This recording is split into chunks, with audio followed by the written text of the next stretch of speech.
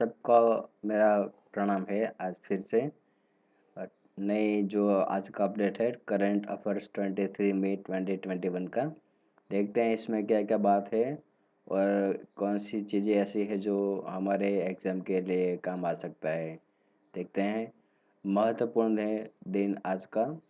वर्ष 2021 के प्रसूति नाल व्रण का अंत करने के लिए अंतर्राष्ट्रीय दिवस 23 यानी कि आज का दिन के लिए विश्व वुमेन्स राइट्स। देखो ये बात बहुत अच्छी है।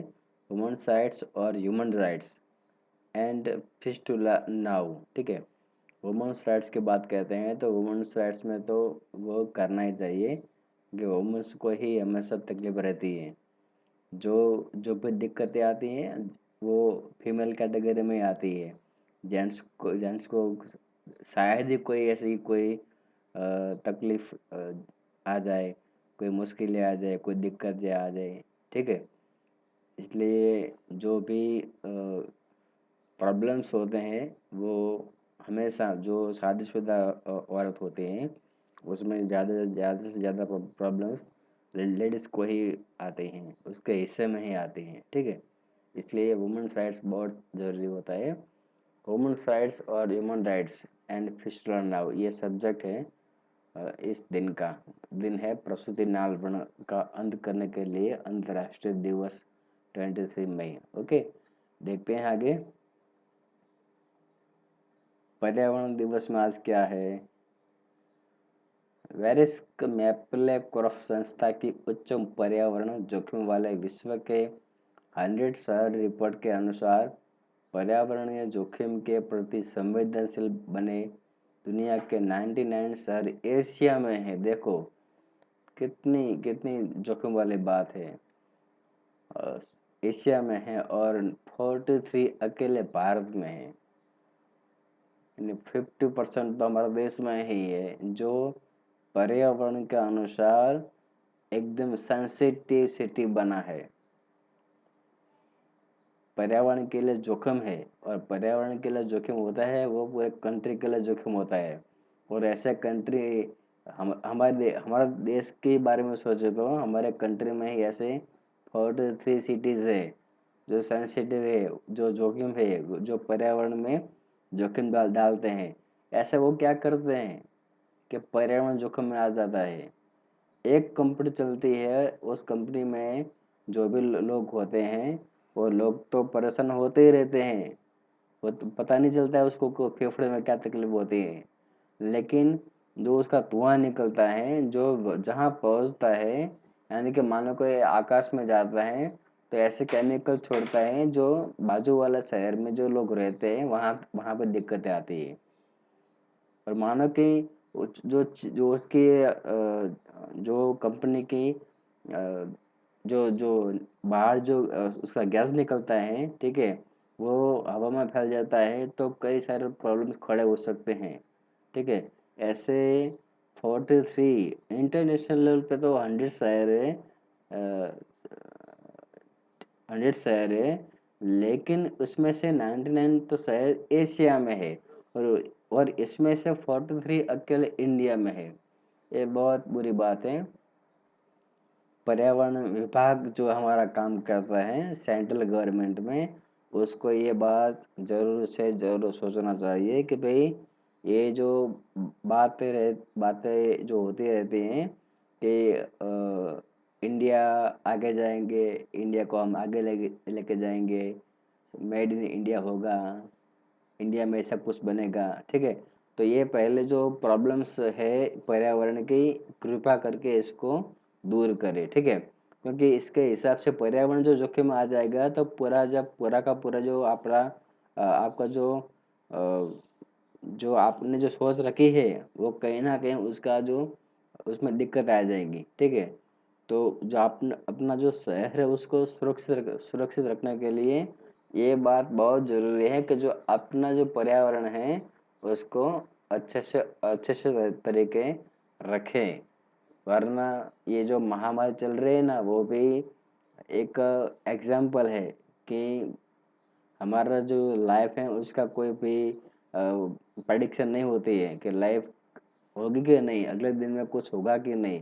कुछ कर ही नहीं सकते, क्योंकि प्रॉब्लम ही ऐसा है।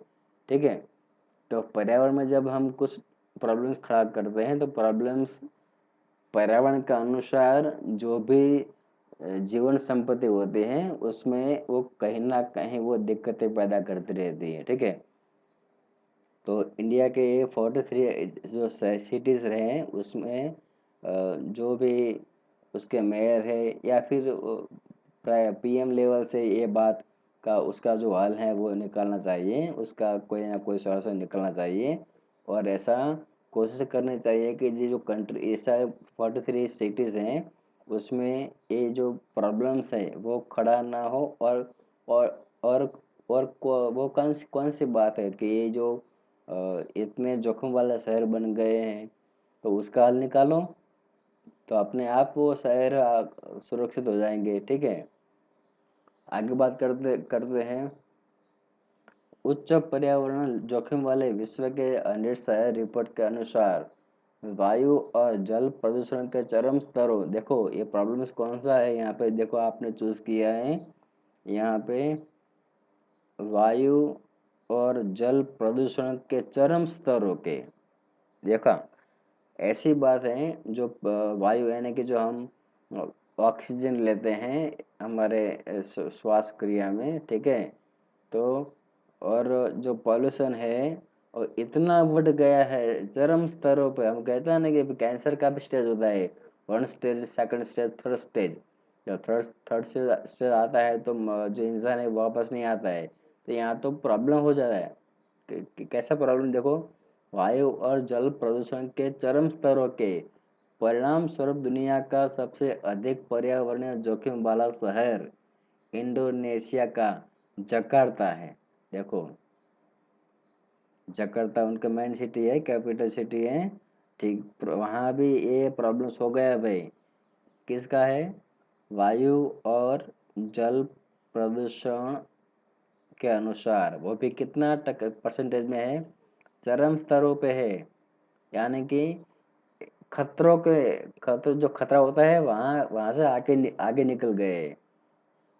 कभी भी कुछ भी हो सकता है, क्योंकि ये जो वायु और जल प्रदूषण होता है वो मनुष्य के लिए बहुत हानिकारक रहता है। हमने देख लिया ना, कभी जिंदा रहना है तो एक ऑक्सीजन की बोतल आपके पास होनी चाहिए। ठीक है, हम ऐसे ऑक्सीजन लेते रहते हैं फ्री में, जो हमने प्रकृति ने दी है उसमें ही हम बाधा डाल रहे हैं। तो प्रकृति तो उसका काम कर रही है, लेकिन हमने ही ऐसा कुछ ऐसा गलत काम किया है, ऐसी कंपनी जैसी फैक्ट्री खड़ा करके दी है जो उसमें वो जोखिम करके हमको रिस्पॉन्स मिल रहा है कि हमने कुछ गलत किया है। ठीक है, देखते हैं आगे। इंडोनेशिया का जकार्ता सिटीज हैं, इसके इसके बाद दिल्ली। ओ देखो, सेकंड नंबर का अपना शहर है दिल्ली, जो अपना ही कैपिटल सिटी है। बाद में आता है चेन्नई तीसरा। हमने बात की थी ना वायु और जल प्रदूषण, वो ऐसा डिपार्टमेंट है जहाँ आप कुछ ना कुछ गड़बड़ करते रहते हो तो आपकी जो लाइफ है वो खतरे में आ सकती है। आपके तो आ सकते हैं, लेकिन जो अपने आजू बाजू रहते हैं, यानी मानो कि एक कंट्री, एक सिटीज है, एक स्टेट है, तो बाजू में स्टेट स्टेट में भी ऐसा प्रॉब्लम्स हो सकता है। ठीक है, अभी कोरोना चल रहा है हमारा देश में, तो हमने देखा है अभी 10 स्टेट यानी कि 10 स्टेट ऐसा है जिसमें कोरोना के कोरोना तो है ही है पूरे इंडिया में, लेकिन 10 स्टेट ऐसे हैं जिसमें जिसमें से ब्लैक फंक्स जो उसका ही एक वेरिएंट है वो सामने निकल के आया है। ठीक है, और वो ब्रेन में क्लॉट पैदा करता है, यानी कि जो अपना जो ब्रेन होता है उसमें जो अपना जो खून होता है वो जम जाता है। ठीक है, तो ऐसा कभी भी किसी किसी को भी हो सकता है, तो ये नया खतरा आ रहा है। ठीक है, तो हम बात करते हैं ना कि पर्यावरण क्या चीज़ है, तो पर्यावरण ये चीज़ है जो आपको कुछ भी समझ में नहीं आ सकता है कि क्या हो रहा है और उसका हल क्या है। ठीक है, और यहाँ तो देखो हमारा ही सेकंड नंबर अपना है दिल्ली, और चेन्नई तीसरा। और किस में है? विश्व के 100 शहरों के रिपोर्ट के अनुसार पूरा का पूरा जो इंटरनेशनल लेवल के 100 शहर हैं, उसमें से वायु और जल प्रदूषण में 3 सिटीज ऐसा है जिसमें से 2 तो अपना ही है, और वो भी अपने कैपिटल सिटीज हैं। ठीक है, आगे देखते हैं अंतरराष्ट्रीय लेवल पे आज क्या हुआ है। वह चार्टर अब्लिक सनद सनद जो जलवायु और पर्यावरण संकट से उभरे नाटकीय प्रभावों पर अनुक्रिया करने में सामूहिक कार्रवाई को प्रेरित करने और चलाने का आशय रखता है, जैसे अंतर्राष्ट्रीय रेड क्रॉस समिति और international federation of red cross and red crescent societies द्वारा अपने जाने के बाद 20 मई 2021 को सभी लोकोपकारी संगठनों द्वारा हस्ताक्षर के लिए प्रस्तुत किया गया है। लोकोपकारी संगठनों, ठीक है, के लिए जलवायु और पर्यावरण सनद, climate and environment charter for humanitarian organisations. Okay, थोड़ा गड़बड़ हो जाती है। क्लाइमेट और environment charter for humanitarian organisations. तो यहाँ पे जो ये ह्यूमन से लगती चीज़ है, ठीक है। और क्या है जो यहाँ पे प्रॉब्लम्स है ना, वही बात है कि जो वायु और जल प्रदूषण के चरम स्तरों हैं, उसका पूरे इंटरनेशनल में 100 शहर है। तो ह्यूमैनिटेरियन जो बात होती है, तो उसमें अभी क्या है, एक चार्टर लाया, यानी कि एक सनद लाया है, एक वो कहता है ना कि खर्रा पास कर दो संसद में तो ये रूल्स हो जाएगा। तो यहाँ पे ये जो red cross and red crescent societies है, बराबर है, और रेड क्रॉस समिति है, तो ये संगठनों ने ये रूल्स लाया है कि भाई climate and environment charter for humanitarian organisations, ठीक है, भाई कुछ भी करो, लोकोपकारी संगठनों ने ये सोचा है कि भी कुछ भी करो, लेकिन जो ये प्रॉब्लम से पर्यावरण में जो खड़ा रहता है, जलवायु में और जलवायु में सॉरी जल में और वायु में, ठीक है, तो ये बहुत बड़ा खतरा हो सकता है। क्योंकि हमको पता है कि जो पूरी की पूरी दुनिया है वो पानी में है, ठीक है। 70% पानी है, बाकी में जो बचा है उसमें हम सब रहते हैं। हम सब मतलब पूरा इंटरनेशनल जो कंट्रीज हैं वो रहते हैं। अभी कहीं ना कहीं सुनामी आ जाता है तो पता चल जाता है कि सुनामी में क्या होता है, ठीक है। कल की ही वीडियो में हमने बात बताई थी कि एंटार्कटिका से एक भाग कट के अरब वो सागर में चलता रहता है, तैरता रहता है, ठीक है। तो उसकी लंबाई कितनी थी? आई थिंक 175 किलोमीटर्स थी, ठीक है। तो 175 किलोमीटर का एक बहुत बड़ा पहाड़ जो कहते हैं वो पानी में तैरता रहता है। अब अभी मानो कि जो ऐसे कंट्रीज है, मानो कि हमारे कंट्री चूज कर लो, तो हमारा पूर्व से लेकर पश्चिम तक जो साउथ का जो भाग है वो पूरे का पूरा पानी है, दोनों ही साइड में पानी ही पानी है, ठीक है।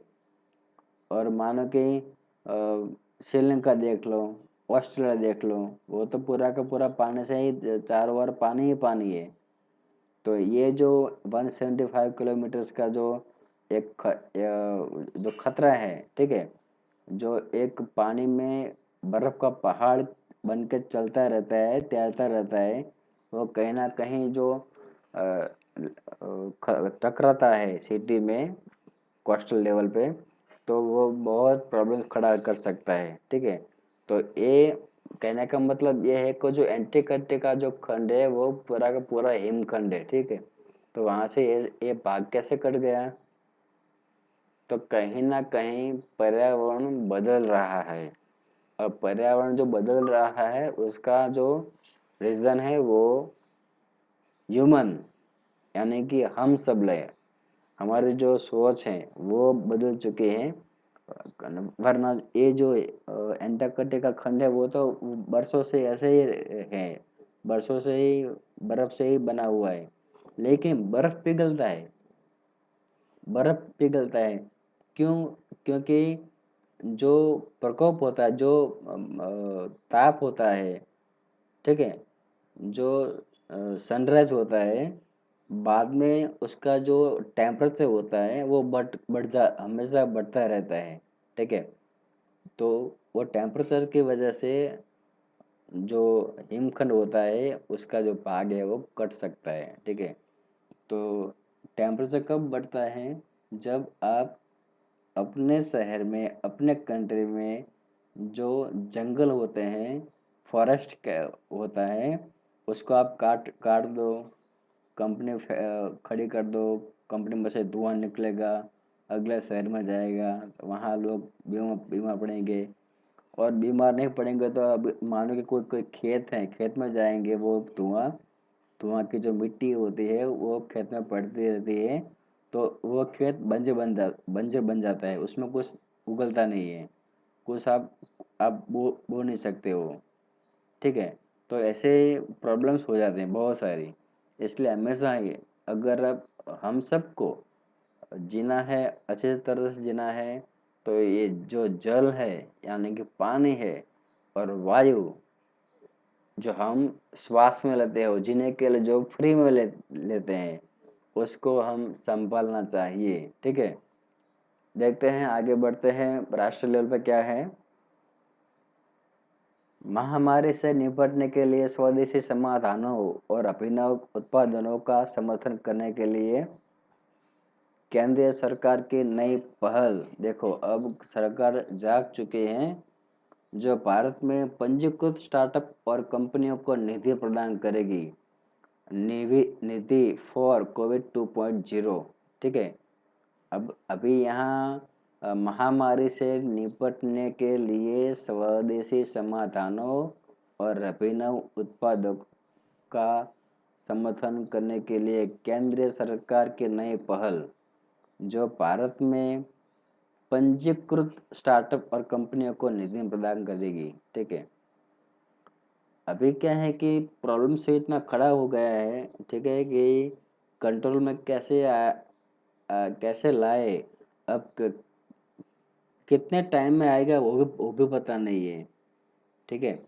उसके लिए इंडिया, हम हमारे कंट्री ने ये चूज किया है, समर्थन किया है कि भाई ये जो महामारी चल रही है उसको उसको निपटने के लिए, उसका हल निकालने के लिए, उसका उपाय निकालने के लिए स्वदेशी समाधानों और अभिनव उत्पादकों का समर्थन करने के लिए केंद्र सरकार ने कोई नई सोच बनाई है यहाँ पे, ठीक है।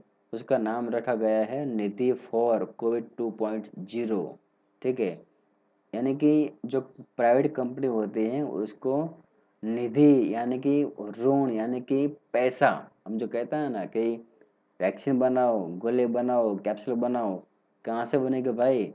कंपनी को पैसा तो दो, ठीक है। वो अपनी ही कंट्रीज है, अपनी ही कंपनी है, अपने देश की ही कंपनी है, उसको तो कुछ ना कुछ तो दो, तो कुछ बना सके, ठीक है। तो अभी जो पहल बनाई है निधि फॉर कोविड 2.0, ठीक है, अच्छी बात है। कहीं ना कहीं कुछ ना कुछ तो सरकार कर रही है, आगे बढ़ रही है।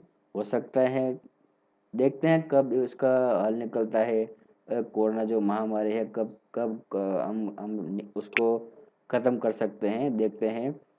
तभी तक अपना तो ख्याल रखना ही चाहिए। देखो, मैंने आगे भी बोला कि जो लाइफ है वो अनप्रडिक्टेबल है, हम सोच नहीं सकते हैं, हम कुछ कर नहीं सकते हैं कि भाई लाइफ में हमको भी आगे कोरोना होगा या नहीं होगा, ठीक है। क्योंकि पता ही नहीं चलता है कि कहाँ से मुझे ये लग गया। देखो, मैंने तो कई सारे ऐसे मेरे जो फ्रेंड्स हैं, मैंने मैंने खुद उसको देखा है, उसके साथ बहुत बातें की हैं कि कहाँ पे गया था, कि कैसे हुआ, तो सामने एक ही रिस्पॉन्स मिलता है, मुझे कुछ पता ही नहीं है कहाँ से ये आ गया, ठीक है।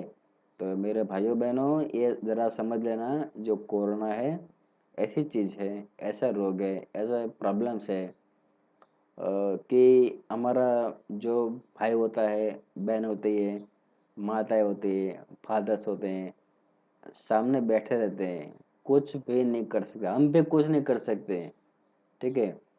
अगर हमको कुछ हो जाता है, तो वो भी कुछ नहीं कर सकते हैं, अगर वो उसको कुछ हो जाता है, तो हम कुछ नहीं कर सकते हैं। सिर्फ़ लाचारी से हम उसको देख सकते हैं, इसके अलावा हम कुछ नहीं कर सकते हैं, ठीक है? क्योंकि जो बाजू में जाएँगे, उसको भी उसका इन्फेक्शन होना हो ही पूरा का पूरा हो ही जाता है, इन्फेक्शन लग ही जाता है, ठीक है? क्योंकि ये रोग ही ऐसा है। ठीक है, आगे बढ़ते हैं, बातें बहुत बनते रहती हैं, लेकिन कहने का मतलब ये है कि गवर्नमेंट है, उसको जो हल निकलना चाहता है, यहाँ पे लिखा लिखा है केंद्र सरकार की नई पहल, ठीक है? तो मेरा कहने का मतलब ये है कि जो ये पहल बनाई गई है, तो अभी तक क्यों नहीं बनाई गई थी? जब हो जाता है तो कुछ ना कुछ, तभी क्यों आप जागते हो? वो जो फ़िल्म में आती है ना, जो ज़बरदस्त फाइट होती रहती है, पूरा फाइट का 10 मिनट का 15 मिनट का प्रोग्राम होता है, फाइट बन चलती रहती है, बाद में कुछ हीरो गुंडे सब मारपीट करते रहते हैं और किसी का हो जाता है, बाद में पुलिस आती है, तब तब तक कुछ आती ही नहीं, ठीक है? तो इसके बारे में सोचना चाहिए। देखते हैं, आगे बढ़ते हैं।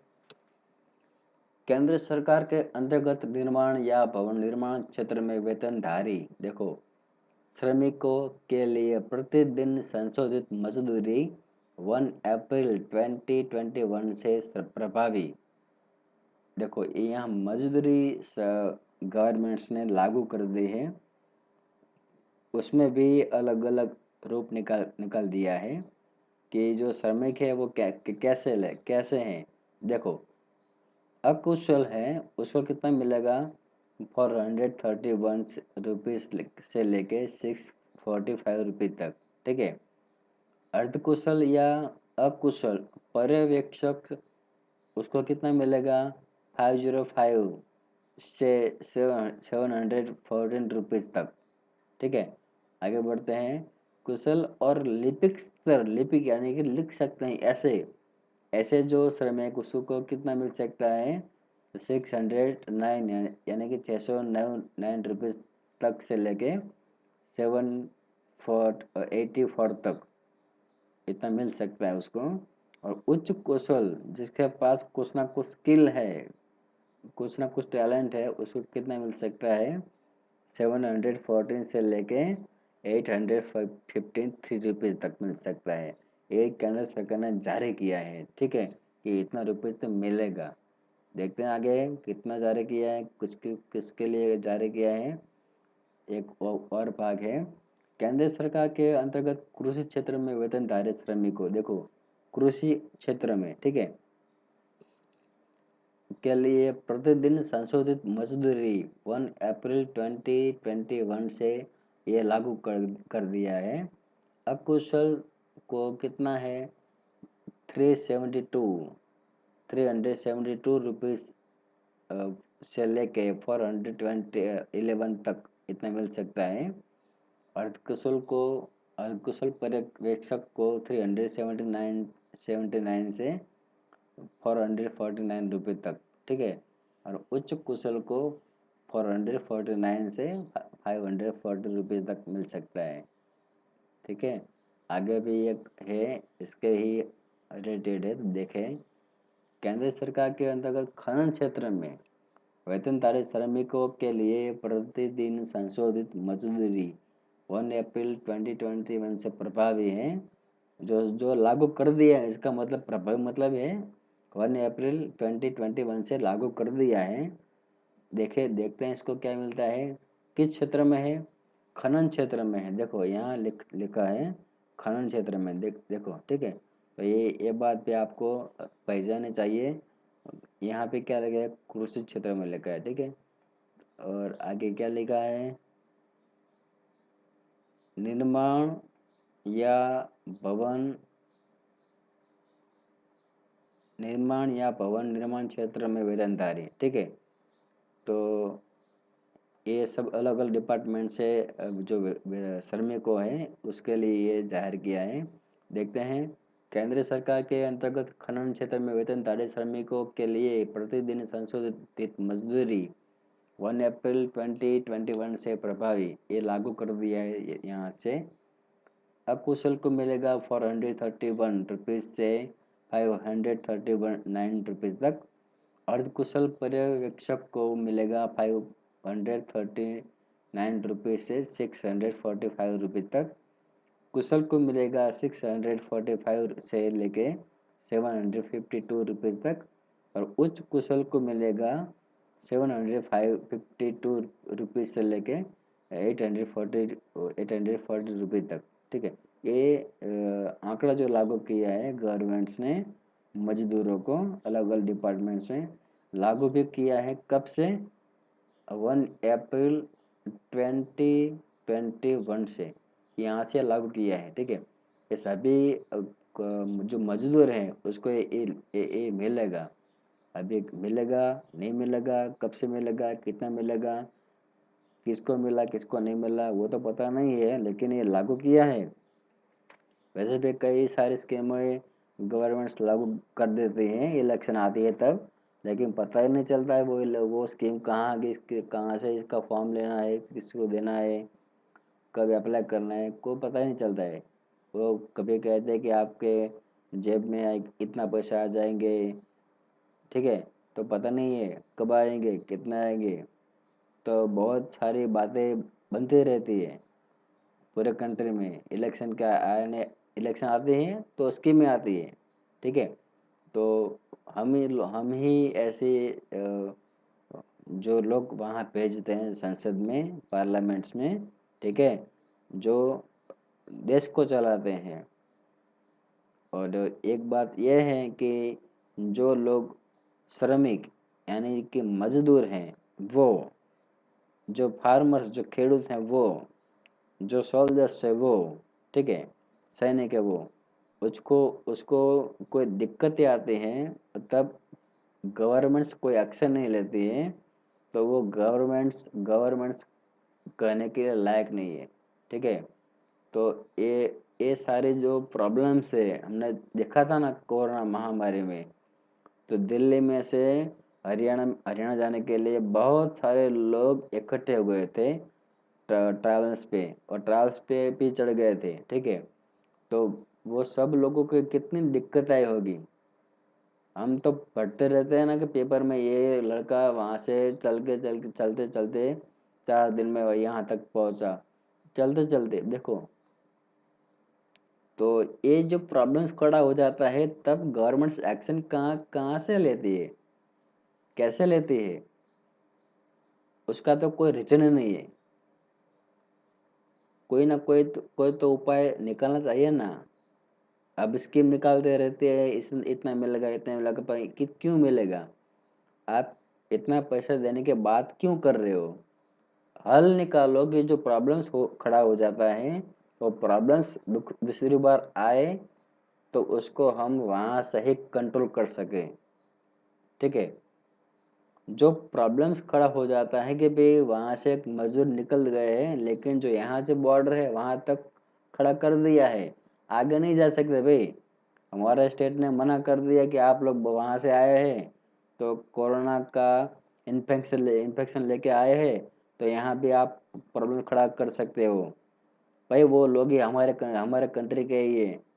ठीक है, लेकिन मैं ये बताना चाहता हूँ कि जो भी सरकार होती है स्टेट की या सेंट्रल की, ठीक है, आपस में एक वो कहता है ना कि कम्युनिकेशन गैप बन जाता है, तो ये प्रॉब्लम खड़ा हो जाता है। ठीक है, तो मिलजुल के ये काम करे ऐसे प्रॉब्लम्स में, तो कुछ ना कुछ तो हल निकलता ही है। ठीक है, क्योंकि हमारे कंट्री में बहुत सारे ऐसे लोग हैं जो प्रॉब्लम्स का सॉल्यूशन निकाल सकते हैं, लेकिन क्या है कि जिसकी लाठी उसके भैंस। ठीक है, तो हम तो इतने कहते हैं ना कि जो नागरिक है वो सरकार बनाती है, लेकिन अभी क्या है कि सब कुछ गड़बड़ हो गए है, प्रॉब्लम्स हो गए हैं, ठीक है। देखते हैं आगे बढ़ते हैं, बातें बहुत बनती रहती है, लेकिन उसका हल निकलता नहीं है। देखते हैं आगे बढ़ते हैं। क्रीडा भारत में 2022 फीफा अंडर 17 महिला विश्व चषक यानी विश्व कप है, 11 से 30 अक्टूबर 2022 तक अवधि में आयोजित किया जाएगा। यानी कि 2022 का फीफा अंडर 17 महिला जो विश्व कप है उसकी मेजबानी भारत ही करेगा, ठीक है। देखते हैं आगे राज्य विशेष में क्या है। असम विधानसभा के नवनिर्वाचित अध्यक्ष विश्वजीत दैमारी, ठीक है, ये याद रखना, ये काम आ सकता है, एग्जाम में आ सकता है, ठीक है। इसलिए हमेशा ऐसी बातें जो इलेक्शन आते हैं तो रिजल्ट आ जाता है, वो तो पता चल जाता है, लेकिन किसको क्या डिपार्टमेंट सिलेक्शन किया है वो पता नहीं होता है, ठीक है। तो ये बात याद रखना जरूरी है, ठीक है। असम विधानसभा के नवनिर्वाचित अध्यक्ष हैं विश्वजीत देवमारी, ओके। आगे बढ़ते हैं। पश्चिम बंगाल सरकार के अंतर्गत आपराधिक अन्वेषण विभाग यानी सीआईडी के नए अतिरिक्त महानिदेशक एडीजी और पुलिस महानिरीक्षक आईजीपी ज्ञानवंत सिंह अनुज शर्मा की जगह लेंगे, ठीक है। तबादला हो जाता है। देखते हैं आगे बढ़ते हैं। ज्ञान विज्ञान में क्या है। अमेरिका अमेरिका की नासा संस्था ने चंद्रमा की सतह पर और उसके नीचे बर्फ और अन्य संसाधनों की खोज करने के लिए वर्ष 2023 के अंत तक, अभी चल रहा है 21, ठीक है, और चल रहा है कोरोना, वहाँ भी है, अमेरिका में भी है, सभी कंट्री में है, ठीक है। तो यहाँ क्या, उसका जो प्रोग्राम है, किसका, जो नासा है, जो इसकी संस्था है, जो स्पेस संस्था है अमेरिका की, उसने तो जारी कर दिया भाई, कोरोना चल रहा, चलते रहने दो, लेकिन जो हमारी जो संस्था है वो काम करते रहेगी, और उसने जारी कर दिया है। देखो भाई, अच्छी बात है। अमेरिका की नासा संस्था ने चंद्रमा की सतह पर और उसके नीचे बर्फ और अन्य संसाधनों की खोज करने के लिए वर्ष 2023 के अंत तक चंद्रमा पर खाली जगह ब्लैंक छोड़ा छोड़ा गया है नामक अपना पहला मोबाइल रोबोट भेजने की घोषणा की है, और उसका नाम है वॉलेटाइल्स इन्वेस्टिगेटिंग पोलर एक्सप्लोरेशन रोवर यानी कि वाइपर, ठीक है, शॉर्ट नेम है वाइपर। ये वाइपर रोबोट है वो वहाँ भेज जाएगा, कहाँ, स्पेस में, कहाँ पे, चंद्रमा पे, ठीक है, और पता करेगा कि वहाँ बर्फ और अन्य संसाधन है या नहीं, ठीक है। वो कब भेजेगा, तो 2023 के आखिरी तबक्के में, ठीक है, अंत तक भेजेंगे। मतलब कहना ये मेरा है कि अ, हम कहते हैं ना कि अभी ये चल रहा है तो कुछ नहीं कर सकते, कहाँ जाए, क्या करे, कुछ तो हल ही निकलता नहीं है, वहाँ जाएंगे तो ऐसा हो जाएगा। लेकिन कुछ ना कुछ ऐसी संस्था जो होते हैं जो अपने कर्मचारियों की सुरक्षा बहुत बहुत मायने रखते हैं, अच्छी तरह से उसका रोल निभाते हैं और काम भी करते रहते हैं। ये भी देखो, हमने जो पढ़ा वो नासा, ठीक है, नासा ही ऐसी एक संस्था है जो स्पेस के लिए बहुत सारा काम करते रहती है, ठीक है। तो इन्हें जारी कर दिया है भी कि हमारा जो रोबोट है वाइपर वहाँ जाएंगे और देखेंगे कि बर्फ है और नए संसाधन है कि नहीं, वहाँ पे कोई ऐसी कोई चीज़, कोई जीव है कि नहीं, वहाँ कुछ ना कुछ तो खोज करेंगे, ठीक है। देखते हैं आगे बढ़ते हैं। सामान्य ज्ञान में क्या है आज। संयुक्त राष्ट्र सचिवालय स्थापना वर्ष 45, मुख्यालय न्यूयॉर्क शहर अमेरिका, ठीक है। अंतर्राष्ट्रीय न्यायालय international court of justice ICJ स्थापना वर्ष 1945 स्थान हैग, नीदरलैंड। अंतर्राष्ट्रीय नागरिक उड्डयन संगठन ICAO स्थापना 4 अप्रैल 1947, मुख्यालय मॉन्ट्रियल कनाडा में है। आगे बढ़ते हैं। यूरोपीय निवेश बैंक EIB स्थापना वर्ष 1958, स्थान किर्चबर्ग, लग्जमबर्ग में है। मैंने बात की ना, लग्जमबर्ग ऐसा कंट्रीज है कि वहाँ पे जो वो कहता है ना कि पब्लिक टूरिज्म, पब्लिक ट्रैवलिंग जो है वो मुफ्त फ्री में कर दिया है। मतलब पब्लिक वहाँ कोई भी बस में चढ़ जाए तो उसका कोई किराया वहाँ पे नहीं लेते हैं। गवर्नमेंट ने ऐसा जारी कर दिया है भी आपकी कोई टिकट नहीं लगेगी, कोई पैसा नहीं कटेगा, आप कहीं पे भी घूम सकते हो, फिर सकते हो। ठीक है, आगे बढ़ते हैं। अंतर्राष्ट्रीय समुद्री संगठन IMO, ठीक है, स्थापना 17 मार्च 1948, मुख्यालय लंदन, ब्रिटेन। आगे बढ़ते हैं। अंतर्राष्ट्रीय दूरसंचार ITU स्थापना 17 मई 1865, मुख्यालय जिनेवा, स्विट्जरलैंड। ठीक है, आगे बढ़ते हैं। संयुक्त राष्ट्र मानवाधिकार परिषद UNHRC स्थापना 50 मार्च 2006 में उसका एस्टेब्लिशमेंट हुआ था, मुख्यालय जिनेवा में है, स्विट्जरलैंड में है। संयुक्त राष्ट्र औद्योगिक विकास संगठन UNIDO स्थापना 17 नवंबर 1966, मुख्यालय वियना में है, ऑस्ट्रिया जो में है, इसमें ये उसका हेडक्वार्टर है। संयुक्त राष्ट्र आपदा जोखिम न्यूनीकरण कार्यालय UNDRR स्थापना 22 दिसंबर 1999, मुख्यालय जिनेवा, स्विट्जरलैंड। संयुक्त राष्ट्र औषधि एवं अपराध कार्यालय UNODC स्थापना वर्ष 1997, मुख्यालय वियना, ऑस्ट्रिया। ठीक है, ये जो मेरा ब्लॉग है। ठीक है, अभी मैं क्या कहना चाहता हूँ कि ये जो सारे मैंने हर बार कहता हूँ कि ये जो सामान्य ज्ञान है, ठीक है, ये जो ज्ञान विज्ञान है, ठीक है, आगे बढ़ते हैं। राज्य विशेष है, क्रीड़ा है, और ये राष्ट्रीय लेवल की जो बातें होती रहती है।